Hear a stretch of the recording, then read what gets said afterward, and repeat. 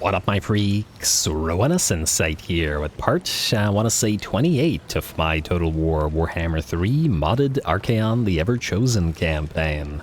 So last time we left off with me saying I'll probably end the turn and then proceed to do some of the admin so that we don't have to take care of it. Unfortunately, I forgot that KHATEP was waiting near Valkia, and indeed he and his army did decide to attack her, so no end turn, but I guess we do start the episode off immediately with a nice battle, a Pyrrhic victory according to this, and certainly we do still have primarily basic Marauders and Marauder Horsemen, though they are well underway to becoming Knights and Chaos Warriors. Hopefully we'll get sufficient XP from fighting this army to get them up there. Frankly, the fact that you're fighting very high veterancy units should confer more XP, but I don't actually know whether it does or it doesn't. I've never bothered to look into exactly how XP generation is calculated for units. But when a bunch of green troops destroy absolute veterans and elites,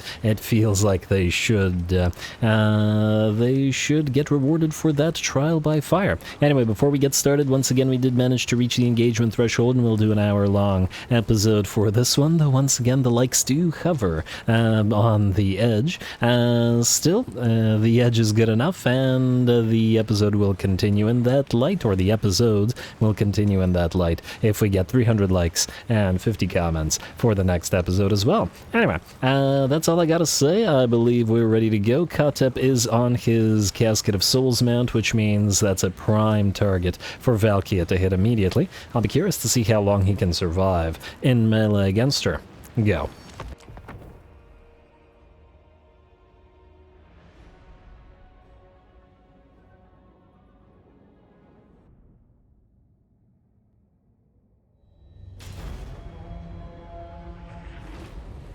We cannot interfere with the path laid out by our master. Crush them underfoot.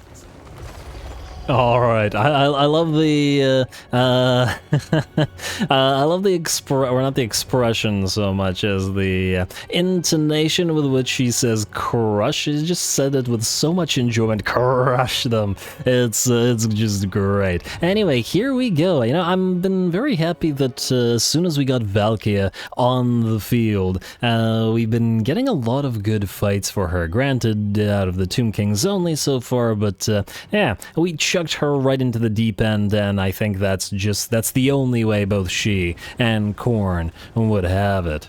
It's all the deep end. Anyway, here we go, heading directly for the Grand Hierophant. Here, he's on that, I wanted to say Screaming Skulls, although there are Screaming Skulls in there. It's a Casket of Souls, and this is a horribly, horribly bad matchup. I think I accidentally activated the Demon Shield here because we didn't really need the melee damage reflection or the Toxic Venom or the Vigor, especially to bring KHATEP down. But to bring him down we shall. And he's already lost about half of his HP, actually more than half of his HP. In the meantime, while he's fighting, the rest of our forces have made their way in, and I know I'm going to look away for a couple of seconds, and the enemy lord will be dead. But that's life. And, ooh, looks like some enemy chariots have moved in. I'm not going to miss it, I'm not going to miss it. One more hit, I think, Valkia. Okay, 2 more hits. I lied. There we go. Ooh, yes, so touching down with that fiery effect as the enemy's fancy little box explodes. Appreciated.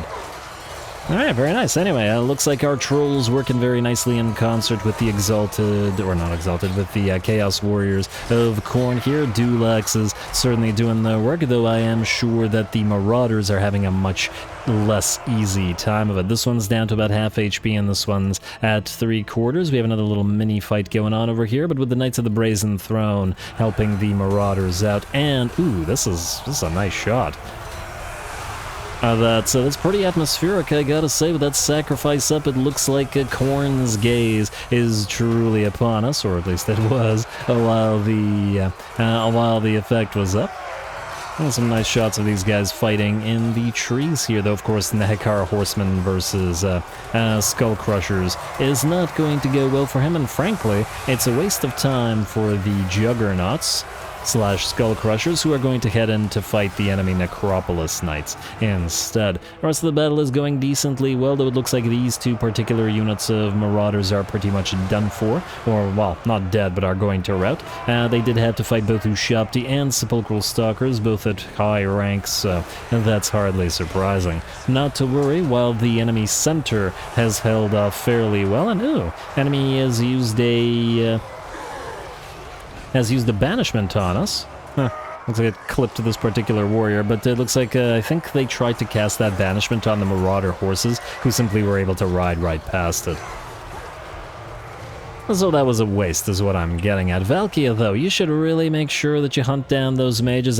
She was a little bit busy in destroying this entire unit of Ushabti with Great Bow. Every single one fallen to Valkia's spear. She's having a grand time in this particular battle. No demons of Slaanesh to destroy, perhaps, but a grand time nonetheless. Enemy reinforcement has arrived as well, which means that there's that Lich Priest of Light and a Tomb Prince for her to hunt down while we destroy the rest of the enemy army, though it's not looking so great for them. The Necropolis Knights over on the rightmost flank have nearly lost to the Knights of the Brazen Throne.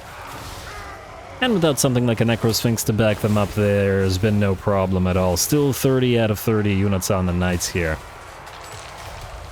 And once again, the enemy seems to be trending towards building the Necropolis Knights with spears, the anti-infantry variety, rather than the halberd variety.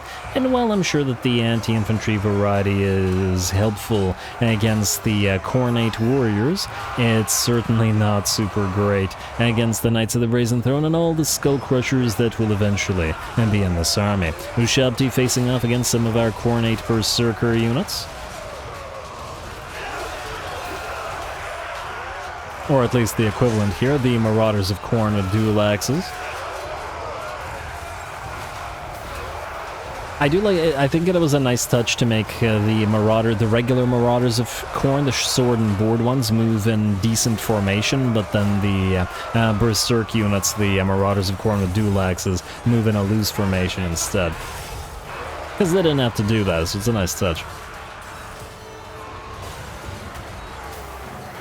Alright, well, now that the Knights of the Brazen Throne are here, the Ushabti are falling quickly and beginning to melt away. The bounce power is at about 99% in our favor, and in fact, the battle is pretty much ours. Valkia has continued running around in the background, going after the enemy Tomb Prince, and then I believe killing off that Lich Priest of Light, and only this new Lich Priest of Death remains, and even that, not for long. There we go. Don't get to see him fall, but I think we all know that fall he did.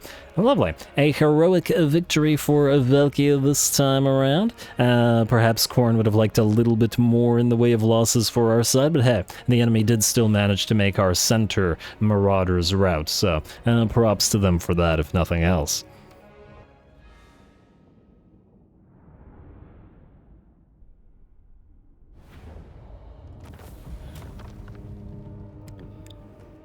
Alright, not much in the way of reward, but a very solid battle, heroic victory. KHATEP stood absolutely no chance in a one-on-one against Valkia, but, well, we probably could have guessed that one and before the battle had started. And the entire army is destroyed, and we should be able to freely take the settlement as well, so let's sacrifice the captives and continue. Though I do imagine other armies of the Exiles of Nehek are moving towards us, so we will have to deal. Military alliance, no thank you, Festus. We've got, what, 8 turns until we can attack you and vassalize, or confederate you? So we're nearly there. Clan Rictus destroyed, we had a Sur Annihilator, not so Grand Hierophant gives us Winds of Magic Power Reserve Capacity plus 10 faction wide. Oh, that's actually very, very nice. Damn, that is certainly a trait worth stacking. That's a trait very much worth stacking. Huh, go figure. Yeah, but I don't really want to divert Siggy, because he has to go to deal with, Be'lakor. I guess we could try to get Azazel to get that defeat trait. And, aha, I see these guys are moving out here. I'm gonna take Dracula Spire, which I did trade to our allies, but alas. Now, Valkia, we could have you take Storag Core, or we could leave it immediately, as it's a little bit of a waste of movement. Might be better to leave it. Nagaret destroyed. Perfect. Valmir has spell resistance, but he certainly then doesn't need it. Chaos War Shrine for Semoth Painbringer. Who are you? Oh, you're this guy. Yes. Although you will get replaced by a demon, maybe not in short order, but hopefully soon. And Gleaming Pennant, while fails, settlement receives Plague, Plains of Zenbaijin, technology researched. There we go, a new Gift of Nurgle has arrived. Now, I would perhaps like to get the Gift of Nurgle that gives us the enables replenishment in foreign territory. However, now we can keep Bloom of Decay up and running. I think we start getting more Soul Grinders and Great Unclean Ones every turn, and probably a few more Chaos War Shrines as well. No one would say no to more Chaos War Shrines. Anyway, grotesque mechanisms for the Soul Grinder, if you please. Oh, lovely. We'll keep the Bloom of Decay where it is as well, and in fact we can't do it in the same turn anyway. Feathered Abominations. Gonna switch you to... I mean, we will need more of these guys as well, of Lords of Change, but it'll probably be a while from now. And where are you going? Alright, if we set sail with Chant, would we be able to attack you immediately? You know what? Here's what we'll do. First of all, 2 Soul Grinders for you and 1 Chaos War Shrine. I've decided that we will put a War Shrine in here, clearly. And let's set you sail. See if this guy goes for you immediately. Or rather, he ignores you. Hopefully he doesn't ignore. And hopefully he has a nice army. Hopefully there isn't a second army there, though, because this army is completely untested and completely unbuffed as well. But I do want it to get a proper debut. Alright. Anyway, I also, between the episodes, decided to trade Carrick Krakatan and Grimtop to Greasy. I wanted to give him the Great Hall of Greases so he can build his special building there and thus give us more tribute. Also, gold is useless to us because it's Chaos Undivided Corruption in all regions, which is absolute trash. Unfortunately, I couldn't trade the Great Hall of Greases back for Carrick Krakatan, which is what I wanted to do. So I'm hoping that once he likes us a little bit more, we can do this to get the Tusks back without paying 16k. I mean, we could just pay him 16k. I'll think about it. There's a limited time in which we can do that because he'll obviously eventually level it up, and so, yeah. I mean, if we're keeping Greasus anyway, we may as well keep him relatively strong, or if not strong, at least not weak. Just making us money is what I'm getting at. We gotta keep Endless March in, right. We were doing the Feathered Abominations thing. We got our 2 Mutiliths. Guess we could get more Whirling Destruction. Well, it's not super needed right now. You know what? Get another Lord of Change. It's fine. And we will need more of them after all. Alright, anyway, let's keep moving. Archie, you... Okay, first of all, I see Serena Catrin at Kislev, though there's barely anything in the way of defenders there. I also see that Azag has moved somewhere. Ah, there he is. Can we block him again? I think we can't reach him, yeah. Alright, so steal Tech at Zavastra, and make sure to follow him as needed. He might try to go for the Tower of Crack, which would be... Nah, that's fine. There's no way he takes that. Especially not with this army. I guess we destroyed his main stack, so now he is looking pretty weak. Alrighty. Archie, I guess we could do a quick little auto against Serena Catrin, since we are now able to declare war on them. Yeah, we are. Which I guess is what we're going to do. I'm still salty that she decided to destroy her own army at Fort Ostrosk rather than take an undefended Prague, but that's the AI for you. Nothing new there. Declare war. Go. Oh, surprisingly, all of our vassals decided to join us, even the ones that don't like us very much yet. Yeah, we'll auto-resolve this because this is a horrendous waste of time, even if it is. Serena Catrin, she'll get her own time in her own campaign. Damage on the Giants, but we're used to that. And I think it's worth sacking. It's a decent amount. Now, we don't really gain too much out of Serena Catrin anymore. Well, we don't get the Frostbite, but the attrition reduction faction-wide and campaign movement range. The reason that the campaign movement range is no longer super useful to us is that we, I believe, have max movement range on Archaon. Occupy. And we'll keep Kislev because of the furs. I really feel like Kislev should be one of the locations that we can, in fact, what do we need here? let's go where they've come to the wrong place. That we should be able to build another Dark Fortress, but I guess they didn't want one right beside Prague. Seems like the reason. Also fairly likely these guys move out to go for Karakungor. Maybe I should destroy this little army first. Whatever. It's all good. Now, Samoth. You were gonna head to Grand Peak, and by the looks of it, Trutch either ignored us or failed to take Mount Gunbat. Oh, but SKARSNIK has returned to the Pillars of Grugny, which means more for Village. Yes. We could also potentially try to take him in a field battle if we wanted it to, because last time we did a siege battle, well, minor settlement battle, I should say. I'll think about it. Either way, Azazel, you've got places to be, and I believe Valzanville is the place. Or we could send you around to Storag Core by way of Clark-Harrond. You know, I like that. Go to Clark-Harrond. This will allow us to move Valkia around to Shrogtak Mount. I'm not going to put her in March stance, just make sure that she stays there. You... Okay, wait. First of all, regular Chaos Trolls, goodbye. Then you are going to enter this army for now. Though I may... We'll do something about this. I mean, I do want 2 heroes in her army, but we have limited hero capacity. Either way, we want 2 things. First of all, you... Is it fill the chalice? No. We want Magicka's weakness maxed out ASAP, but do you want to get Chaos Chaos Strategist. Gotta make sure that you are the one who is using training. And you have Magicka's weakness now, which is swell. I mean, yeah, go for training. Keep going for training. What are we at now? 115, yeah, pretty good. These guys are all rank 4, so not able to become Chaos Warriors as yet. You... The lack of fighting agitates me. Probably still going to be some time until they become knights, but hey, with more XP buffs, we'll be able to hopefully do it reasonably quickly. Gilator. I mean, Kemperbad's all the way down here. Is there... I mean, he is at war with the Golden Order. Maybe we can leave it there. And instead head to Wolfenburg and Kappelberg. Man, I guess we should technically go to Kappelberg because... yeah, fine. Also, reasonable likelihood that these territories start falling because we are now at war with the Golden Order as well.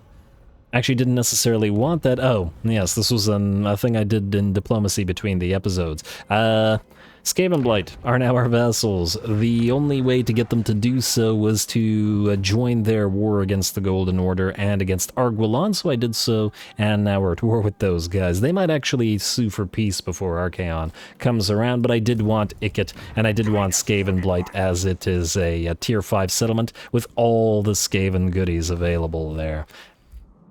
Which is great, obviously. Anyway, let's get back to doing things in order, as I once again confused myself. Gilator. Kappelberg or Wolfenburg? If we damage ourselves attack... No, fine. We have to chase Azag down. We have to move back around this way anyway. And I might have Gilator defeat Festus if it comes down to it. Well, depending on if he's actually at Brass Keep or not. Alright, take Wolfenburg, please. I'll resolve this. A little bit of damage, but that's as expected. You know what? This is one of the armies that doesn't need to sack stuff, so don't bother. Mostly because it's not evolving anything, and it's one of our best performing armies, so pretty much everything's maxed out already. No need for the bonus XP. Azag is now trapped pretty much between Archaon and Gilator, and that's not a place you want to be. What's the likelihood somebody attacks Middenheim? It's not nothing. It's not nothing. I think we're gonna get a temporary lord here just to sit here and hold some troops. Damn, we have to actually spend money on summoning a lord. Alright, well then it'll be a sorcerer lord of... Gonna have to go with metal. Cooldown for spells, more Searing Dooms, yeah. Glugmir Humongous.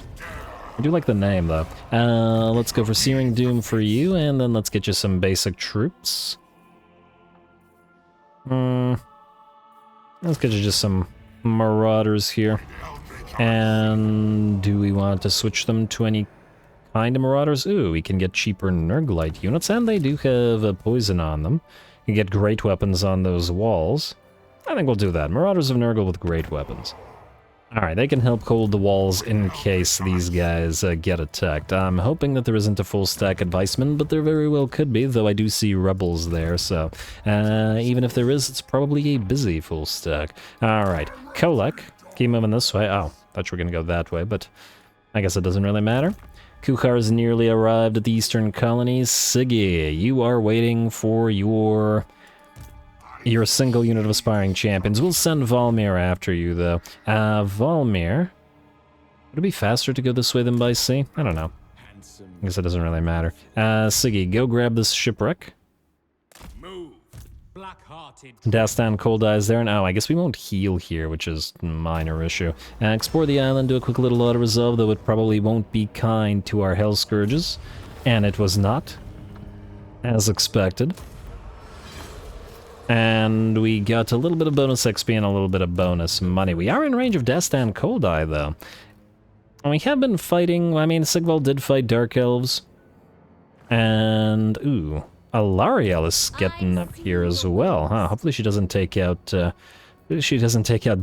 this... Well, you know what, we'll attack all of his territories at the same time, so it shouldn't, in theory, matter. I just hope I don't screw it up in some way. Jaeger, you are in fact heading up here. You got to essentially get there at the same time as Siggy, so what we'll do is we'll march stance out here and grab this little remnants of battle, and then head on up here to hit the Palace of Ruin at the same time as Siggy strikes at Conquata and get Be'lakor on the field.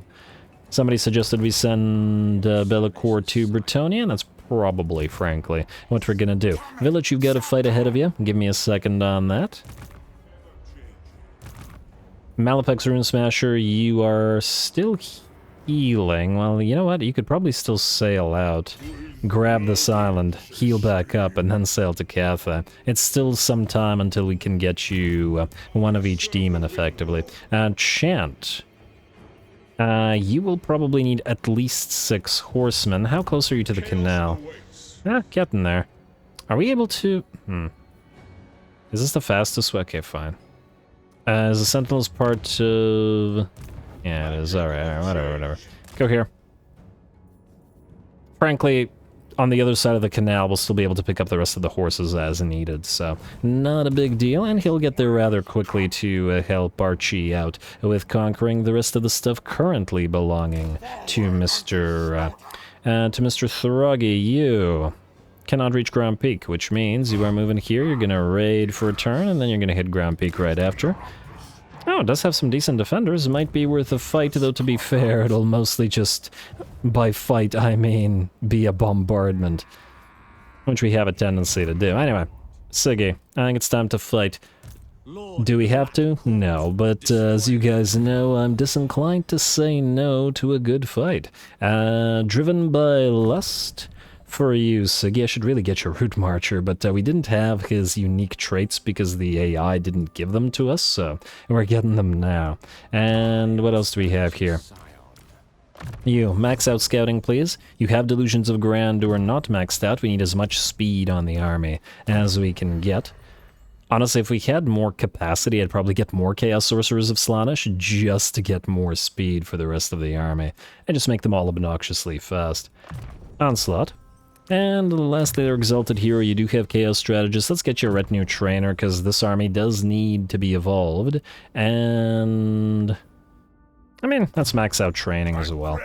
We're gonna need to do that in pretty much every army.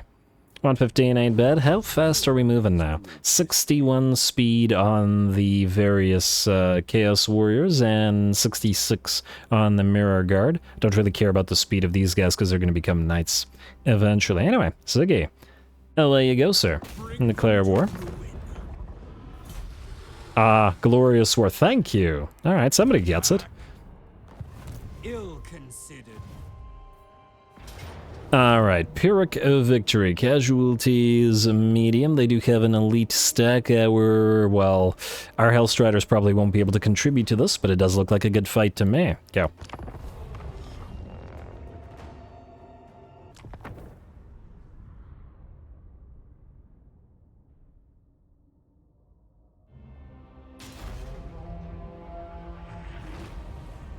Succumb.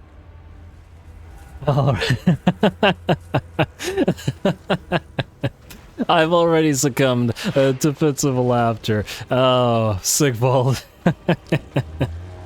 Why is he so funny? You know, it's interesting. In SFO, vampires also run extremely quickly, and I don't find them nearly as funny looking as I do Sigvald when he runs like this. And I'm not sure what it is. Maybe it's the way that he holds his weapons, but at the same time, vampire units also have a shield, at least vampire counts, and not Coast also have a shield and sword available to them, and they just don't happen to look nearly as silly.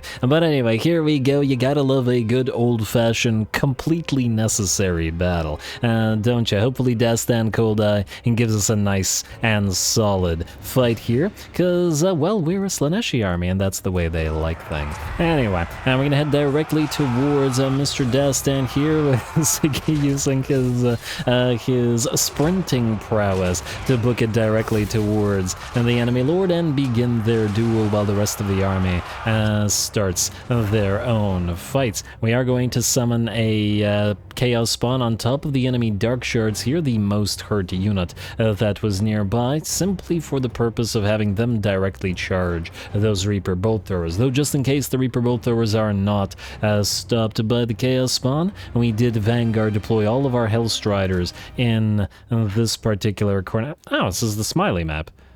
The smiley face map. Hi. Face. Yeah, we Vanguard deployed them in, I don't know, somewhere around here, and they're now gonna head directly towards those Reaper Bolt Throwers. Looks like just like the High Elves, the Dark Elves are going to directly target everything, every single range unit they can at Hudakai, and he has already lost half his HP, and oh wow, the Reaper Bolt Throwers are targeting him as well. Man, the AI really does not like their those War Shrines.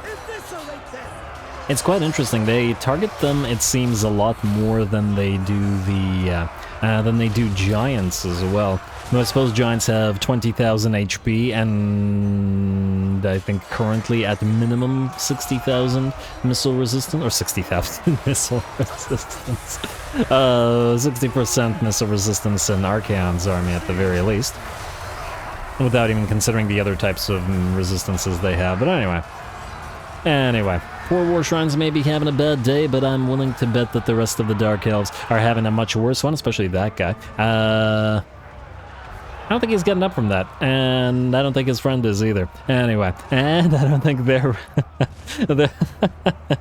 They just keep dropping out of the sky. Well, at least the Hellstriders seem to be having a pretty good time destroying the enemy artillery crew and knocking out a few of those enemy units. It looks like the enemy lord has also dropped as Siggy has turned to dueling the enemy feral manticores, both of which seem to have moved in to try to help their lord out against Siggy. That's no problem for Siggy at all, though. He wants to be fighting these single entities rather than waste his time like he did in that one settlement battle, fighting piles of enemy infantry. And otherwise it looks like the battle is pretty much ours. Still a few more units fighting, though it looks like the Blackguard of Nagaron will break the Charybdis, will book it on out of there, and one last charge from the Doomfire Warlocks, who frankly, we might want to try to put into... Man, if I build another Slaneshi army, I'll probably try to put some Doomfire Warlocks in there. Although, on the other hand, is there a reason to get them other than flavor? I mean, they certainly fit in with the Slaneshi armies. The problem, though, is do they actually offer us enough utility to be worth using over Chaos Knights? Other than flavor, of course. But hey, I'm pretty big on flavor, so we might do that. Though, that said, I think for Slaneshi armies and other armies, in particular, if we're going to use Dark Elven units, it'll be the Bloodwrack Cauldrons, because they buff infantry lines. And I think the Medusae also work quite well, and as well with the Slaneshi armies anyway, so it all works. Anyway, we'll get some Dark Elf units in a couple armies, not to worry, though I can't guarantee it'll be this one or Azazel's. We'll figure out which. Anyway, a close victory for us and a nice little battle. I'm very happy we fought it, though frankly, I was hoping that Dastan would give us a little bit more of a fight.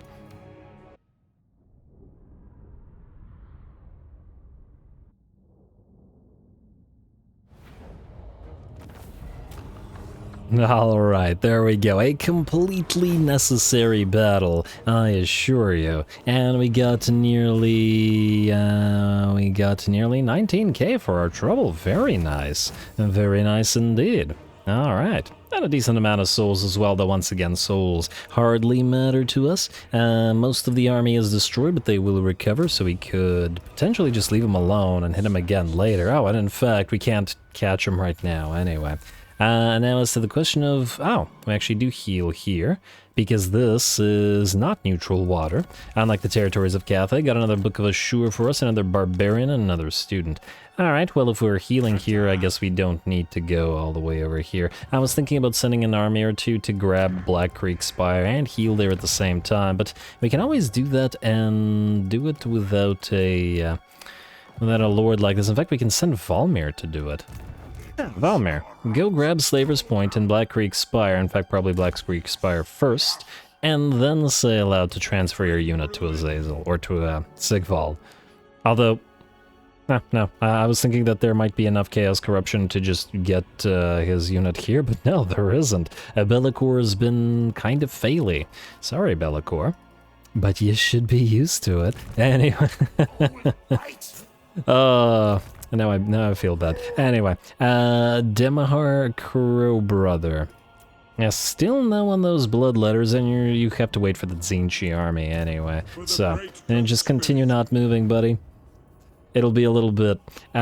We still have to fight one battle. We also need to re-up the techs. Now, I guess now is the question. First of all, I have really been wanting giant manacles just to get the missile resistance for the giants, although frankly, I don't think it'll help them much in auto-resolve because currently, Archaon's giants have 60 missile resist and I think 20 or 28 physical resist and 10 ward save, so they're close to, if not maxed out at missile resistance already, against non-magical damage. And they still get absolutely bodied in auto-resolve, so there's not much we could do about that. The question then is, which type of gift would we want to move towards? We also do want the Gorby's chariots out of this, but it'll be a while until Doom Knights and stuff, because, man, they take a long time to go towards.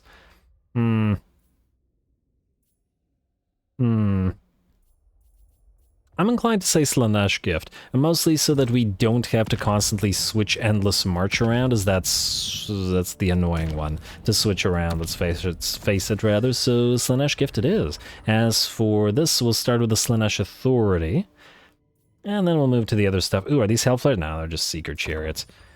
And I take it you can't upgrade Seeker Chariots to Hellflayers, because that would be swell, because they have Bleed and all that good stuff. They're going to be much better than the regular Chaos Chariots. I might even be tempted to replace the regular Chaos Chariots in Azazel's army with the Seeker Chariots. Or maybe just get one in there and just compare their performance, potentially. Anyway, Village, you're back in action. Let's get you leveled up and let's get you going. Slaanesh Giggle. Mind Wipe for you to be able to use that Treason of Tzeentch, and I take it you don't have it bound to you, so we do need to actually spend a point. I would actually like to get Hearts of Iron, but I guess now that you have access to Treason... Ow. You should get Fires of Change as well, but frankly, you're not actually casting all that much, especially compared to the scribes there, so, not a big deal. Speaking of the scribes, what do we want to get here? Massively increase their missile strength if we wanted to, but that's not how they're really doing damage. To get Scrolls of the Apocalypse, we need every single type of magic here, which I guess we're going to have to get. As for which ones... Let's see, we get Lore of the Wild, Lore of the Great Maw, Little Wa and Big Wa are in Primal Magic. Dead Magic gives us Vampires, Nehekara, and Deep. Not super useful unless you have a lot of undead units, to be honest. I'm gonna go with Ice Magic. The ability to slow enemies down, and there's a few very solid spells in there. Hailstorm, together with Searing Doom. Pretty nasty combination. On any blobs, anyway. A Jaeger Mortkin. You are going to get Fated Protector, barrier replenishment for the entire army increased, and frankly, it's a good reason to get a second Chaos Sorcerer in here, A, to get a second War Shrine, and B, to get more of that replenishment buffs, as it would help the entire army. As for where we spend your other point, Deplorably Degenerate. That sounds like a Slaaneshi buff to me, but sure. Immorality is subject. This sounds like a Slaneshi buff to me, but anyway. I'm gonna have to go with Aura of Chaos for the missile resistance. I know it doesn't seem super critical, but as soon as he gets his War Shrine, which will be at rank 14, we'll probably need it.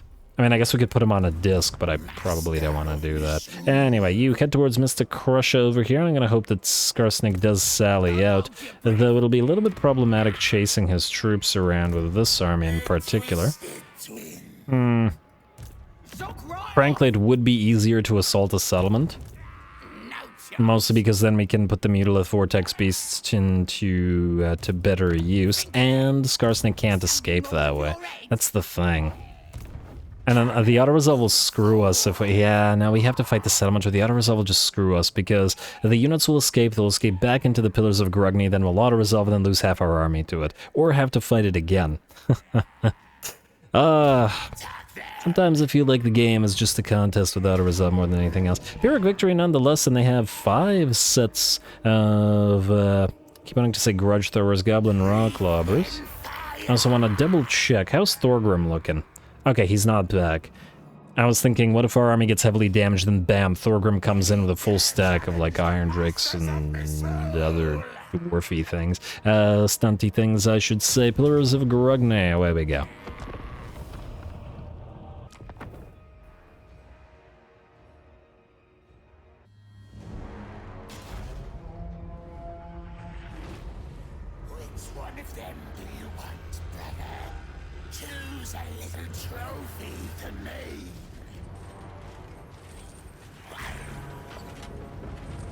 Alrighty, here we go. Well, we were hoping for a good fight, and I think we've got one here. This is not an ideal, at least, army for Village's army to face off against. Lots of sort of single-entity units and low-model units as well. Squigs, pump wagons, a few units of stone trolls, Lord, well, SKARSNIK, and heroes as well. They're decent amounts of range support, and it's Night Goblin Archer support, so they're going to be applying poison to us, and they'll be a lot more accurate than Orc Error Boys as well. And 3 Colossal Squigs on top of all that. Colossal Squigs pretty great. 77 melee attack on them. They hit hard, they're difficult to catch, they provide that nice melee defense aura to allies as well.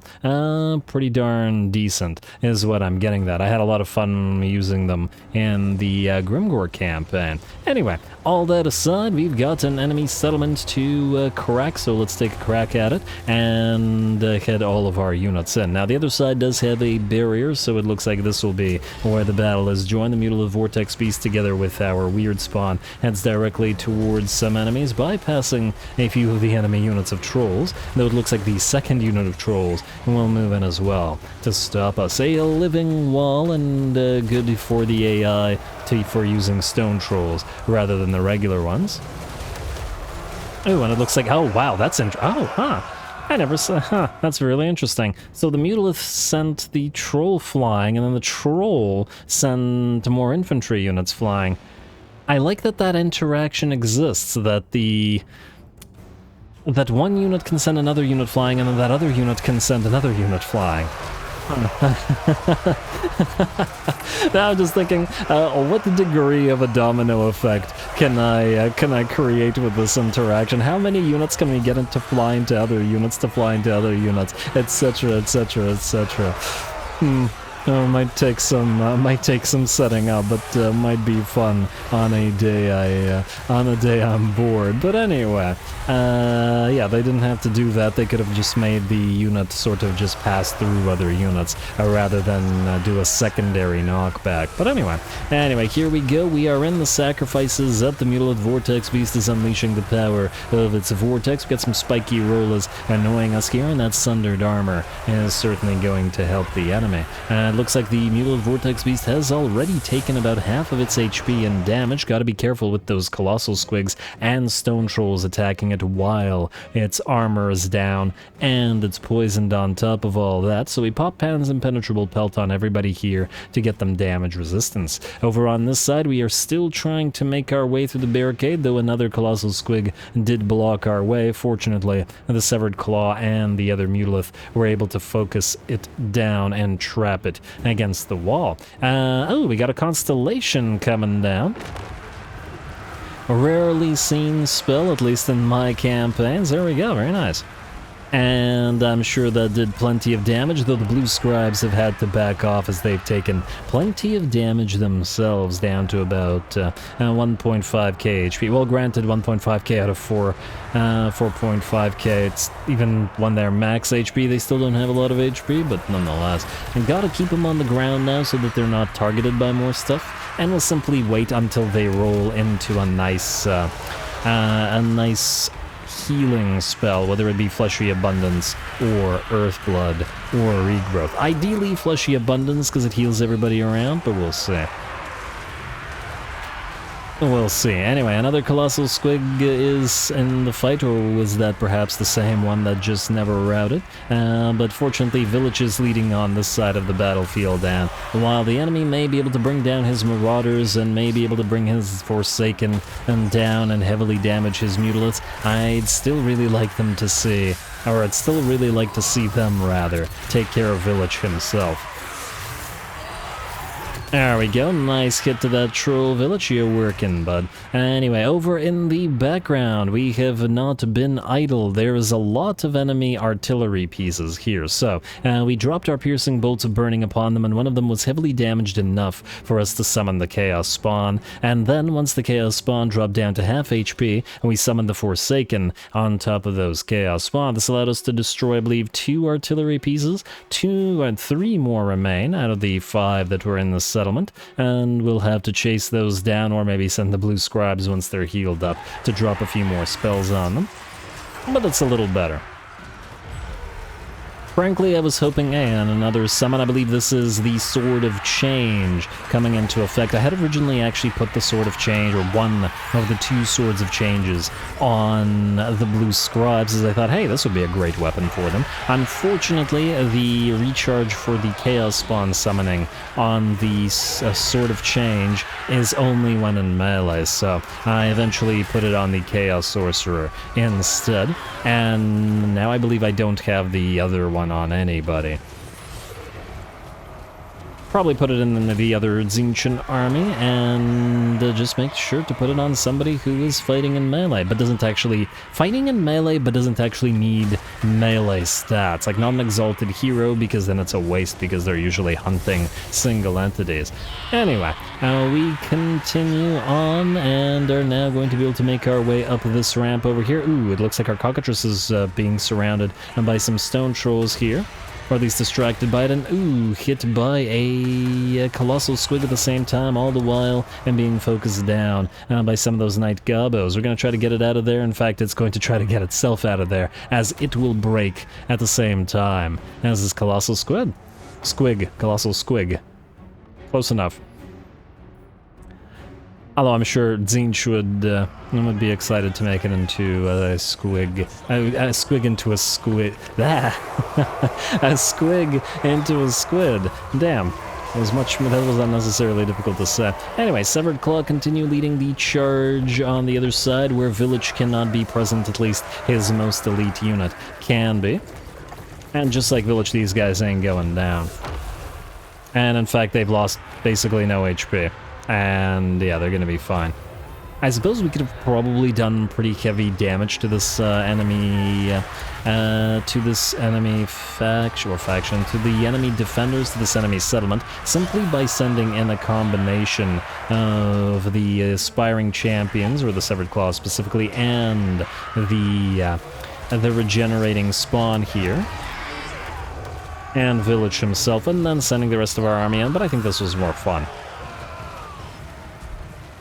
That was still a little bit odd that the Mutilates don't have any kind of regenerative aura, I think, or to themselves, I mean. I'm pretty sure they're supposed to heal themselves in the lore. I could be wrong about this, but I'm pretty sure. Don't quote me on it. But I feel like just like the Jabberslite, the unit that has an aura of constant mutation and stuff, it feels like a natural choice for a unit that self-regenerates. After all, the weird spawn does regenerate, Spawn of Nurgle regenerate, and I think the Spawn of Khorne doesn't. I want to say the Spawn of Slaanesh also regenerate, or is it the Spawn of Tzeentch? I don't know, some spawn regenerate and some don't. Oh, and I think the regular spawn might regenerate as well. I'm gonna have to double check some of that later. I think we don't have any left on the field, unfortunately, to take a look at right now. What I'm saying is the mutalates could use regeneration, but could probably be a little bit too strong. Anyway, we still have a little bit of work to do, though. SKARSNIK has finally arrived to fight Village and his favorite pet weird spawn. Probably could have left this just for just to Village, but I think he shouldn't have too much trouble at facing off against SKARSNIK. Village does get outstatsed by SKARSNIK a fair bit, but at the same time, Village is much tankier, and every time he casts his spells, he gets even tankier due to his barrier coming back up, so he'll be just fine. Anyway, with most of the enemy elites cleared out, those stone trolls and most of the squigs and most of the other elites gone, and only SKARSNIK remaining, we should have no trouble at clearing out the rest of the gobos. In fact, it looks like SKARSNIK, just like the rest of his gobos, will book it on out of there from the onslaught of the mutated and the probably mutated under the armor in the form of the severed claw. With that, it looks like the enemy will break, but damn, it certainly took some effort there. The cockatrice ran away, several of our units were badly damaged here. I kind of didn't look at it, but there was a little mini fight that happened out here as well, as our pink horrors and one unit, I believe, of our marauders sort of stood out here and fought the reinforcements, but the reinforcements barely had any units in them, so I didn't want them to hit our back line, so I just kept the pink horrors there. It did mean that the pink horrors weren't able to support the rest of this army, and that might have led to this being a slightly more difficult battle than it necessarily had to be. So yeah, if I were to fight it again, I probably wouldn't have bothered keeping the pink horrors there, and just have kept like a rear guard of a couple of a couple of marauders, just to block off one of the choke points and prevent the enemies from charging us. This would have allowed us to do a lot more damage with the shots from the pink horse Archaon overhead, but at the end of the day, no units died, and well, we still managed to pull it off. Yeah.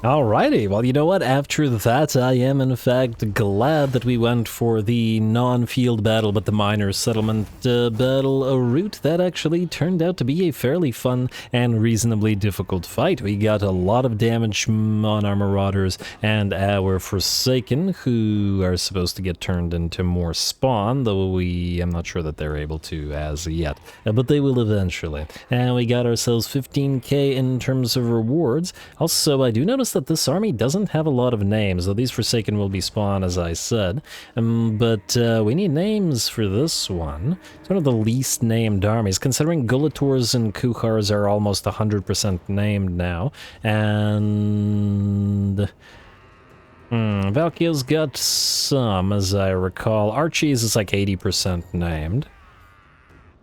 Yeah. The Village is feeling a little bit left out. Oh, and Colex is almost completely named as well. It's like 95%. I think one unit is not named. Anyway, looks like we did well here. The Mutalates, once again, always do good. 56k on this one. This one did a little bit less well, but it did have to back off due to taking damage, and had to wait for that fleshy abundance to heal everybody up. Same with the Blue Scribes, who do tend to dish out a ton of damage, but I have been feeling that they are very fragile, and we need to be a little bit careful with them. We're going to sacrifice the captives here. And let's see, this little army will back off. Having sacked the territory, we should be able to move... Oh, we can't move through it? Huh. I thought we'd be able to move through it, considering that there is nobody there anymore, but alas, we cannot. A little bit unfortunate, but oh well. Dragonbane gem, which we don't care about or care for, and oh, we can move through it. We just can't really reach... Maybe we can. Oh, that's a risk. Huh. I don't know whether we'd be able to reach... Yeah, I'm not gonna risk it. We have 1%. We may be able to move back into the pillars, but we may be not able, so I'd rather occupy it and make sure that we can heal here. Now, is this the last territory belonging to these guys? It is not. So it's unlikely, I would say, that they will besiege us here. This army will probably just run. Oh, we can actually... we can actually sort of sally out. Yeah, alright, we'll do that then. Oh, really? 21 marauders lost to that? Unbelievable. Sacrifice captives. Free Sword of Might, at least we can turn that into hopefully something. How are we doing for getting you guys up to better units? Not there yet, and not there yet on the spawn either. Village wants his spawn, damn it, to go with all those mutalisks, especially since the spawn of Tzeentch are much more numerous at 24 units, so that'll be a little bit more interesting, or that'll be interesting in that they'll function differently than, for example, in the spawn of Nurgle or Slaanesh or Cornwall. All the spawn function differently in SFO, which is great. It's just great. I'm almost tempted to make a all-spawn army, but it won't work very well, because it's just like ogres, they'll just constantly get in each other's way, which is a bit of a shame, but it is what it is. Yeah, nothing we can evolve here, is there? Oh well. We'll find things to evolve elsewhere. Anyway, well done to you, Village. I guess you also leveled up from that, and we'll probably want to get a few points in there, just in case Thorgrim is sitting here, just out of sight. We'll get you a Mentor. We want everybody to get Mentor. I know, Hearts of Iron, but we want to Mentor on everybody as fast as possible. You... What did I give you for items? I might actually take the Potion of Healing from Village and give it to the Blue Scribe, since they're always getting hurt. I thought the Forbidden Rod was a good idea on them as well, but I think perhaps... Alright, we gave the we gave the Talismans of Preservation to everybody. These are reserved for Lords. I think we'll give you a Trickster Shard instead. You're also miscasting a lot. And I mean constantly miscasting, which is a little bit surprising. Might need to go for any trait that they might have that reduces their chance to miscast. There's Calming here. It's not that much, though. Yeah, they don't have any others. I should probably get the Missile Resistance trait as well. In fact, I think I'm going to grab the Missile Resistance before anything else. Just because they're that fragile. And otherwise, let's... just double check. You have the Fencer's Blades to get a little bit more melee defense, Spell Shield to get not as hurt from miscasting, and same with the Obsidian Amulet. If we have extra things left over, I might give them a Talisman of Endurance or something like that, or possibly more Missile Resistance. We'll see how they continue to perform. Anyway, let's do buildings, and then let's end the turn real quick. Writhing Fortress 0 looking good. Silver Tower, looks like there's stuff to be built here. Shaman's Temple, and... I guess we gotta go for Thralls, gotta get more money. Doomkeep, tier 5, very nice. Skull Road, you're on the way. You are good. Fortress of the Damned, Shangyang, good. Monolith, good. Good. Forbidden Citadel, tier 4. Not as good as tier 5, but no. It'll get there eventually. Alright, Chimera Plateau, nothing. Kadatha, nothing. Hellspire Mountain, something. Let's get that Worshipper building up and running. Deadwood up, Frozen City next turn. Oh, looks good. Middenland, nothing there, though it could get attacked, and it looks like we're good. Alrighty. Still have decent amounts of cash remaining, but several of our territories are about to get leveled up to tier 5, so yeah. I do wonder whether these guys will attack, because we don't really have enough time to fight it. On the other hand, in some ways we do. In the way that I would like to fight it. Crown of Kings is good, Death's Bounty is good, we'll keep Endless... No, okay, fine. Switch out Endless March towards the end of the turn, because we do need these Slaaneshi things. And replace it with, I guess, Salacious Worship, just because it's the most amount of souls. There's some nice stuff that would... I mean, there's fiends as well. I mean, we actually do want to put some fiends in a few armies, much more so than the Chaos War Shrines of Slaanesh, which are relatively useless, because they just get replaced by sorcerers. So yeah, fiendish following instead. Skip Path to Glory, skip building upgrades, damage buildings, outposts. I'll do between the episodes at some point, but not at this point. And I believe the rest is good. And if it isn't, well, we'll find out. Alright, let's see what we're looking at. Will Khalidah's minions attack us? Heck, grief. What the heck could you possibly want? You have ended our not... What the heck? That's unexpected. Huh. Weird. Has he started to dislike us? We should declare war on more factions. Yeah, that's gonna be needed. Keep everybody happy by fighting with everybody. Let's just pick a few factions and just declare war on them so that everybody's fighting the same things and not hating on us. Alrighty, what is this? Oh, the remnants of the Destan Koldai's army is gonna attack, just auto-resolve that. It'll kill off, like, a bunch of our... Hell Scourges here, but it's okay. Also, if you're wondering why I went for Hell Scourges here rather than the other type of Hell Striders, it's because the other type of Hell Striders suffer more in auto-resolve than the Hell Scourges do, as in they take more damage by virtue of having less defensive capabilities. You are going to sacrifice, I guess, doesn't really matter. And, I guess we won't get attacked. That's surprising. Wounded Lothar Bloodreaper. How dare you? That is the rudest thing I have ever seen. That is the... Nothing can be ruder than this. I mean, that was the guy I was thinking about deleting, but still. It's the principle of the thing. Hopefully these guys don't end up now wounding the other guy. Man, and he was giving the bonuses to this army as well, plus 115% unit experience, and now we're back down to 10%. What is this? Turns to the Black Ocean, destroyed free earthing rod. Kuchar is done with his journey and has arrived. Well, not quite arrived at the eastern colonies, but nearly so. I guess we can land directly there. We're not at war with them, so it'll probably take a couple turns to land there, but that's okay. I sincerely doubt they'll attack us, even with us in march stance. I mean, they could, but they probably won't. Do they even have an army here, I wonder? They do. But it cannot reach us. Ah, but they will give us a fight, because there's a full stack right there. Lovely. Are you? No. They have no contact with anybody, basically. Funnily enough... Huh. Minus 111. This is one of the few High Elven factions that we could probably subjugate if we want a few High Elven units. The question would be, what High Elven units could we possibly want? These guys don't really hate us. Corrupt some High Elves? Slaanesh would like the idea. If we do that, then we should probably not hit the Tower of the Sun first, take out the other things then. Yeah, alright, fine. I like the idea. It'll only be one little faction. Anyway, what happened here? Oh, Khalida has replaced the... but she's just out of range. Khalida, come on, man. Oh! She hasn't replaced.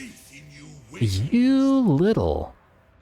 He ignored Chant in favor of going after the Black Fortress, which is poorly defended. Greasy is not at war with him. We joined war, so that means none of these guys are at war with him either. Although I guess that also means that these guys can't conquer their stuff, which I guess is not too bad. Man, I might have to get Chant back here, or at least put a temporary army up at Black Fortress. These guys also move quite far, don't they? Stance full speed.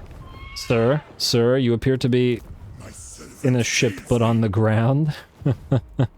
Not sure what he's doing.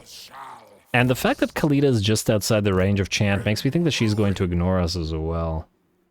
The question is where she's gonna go.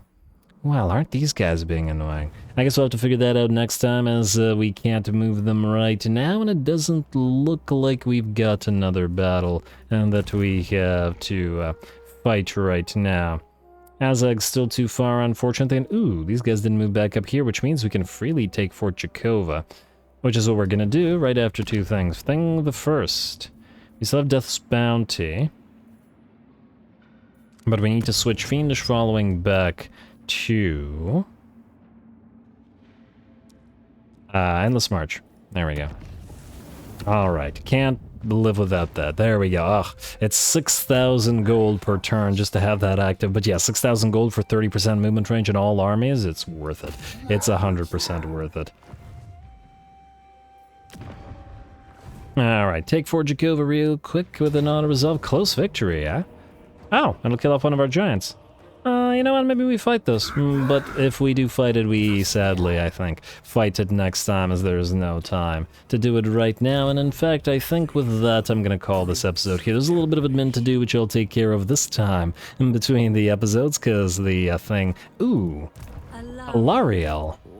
You're right beside Sigvald. But he's busy. He has to go to Conquata. It's tempting. It's very tempting. Damn it, game. Why do you do this to me? It's very tempting indeed. Also, if we declare war on Alariel, just directly, all of the other High Elven factions will declare war on us, which is kind of interesting. Though, actually, this isn't... They would all declare war on us, but not declare war on our vassals. So they'd all be coming for us. That tempts me as well. That's probably going to be more endgamey than the actual endgame. Just a pile of elves out of Ulthuan, especially since Nakari is dead, and they're probably doing fairly well there. Anyway, these will all be considerations for next time. Clearly more big battles, great battles to come, so stay tuned for more Archaon. And never forget to leave those likes and comments below, especially to Threshold. All glory to the algorithm. And thanks for watching.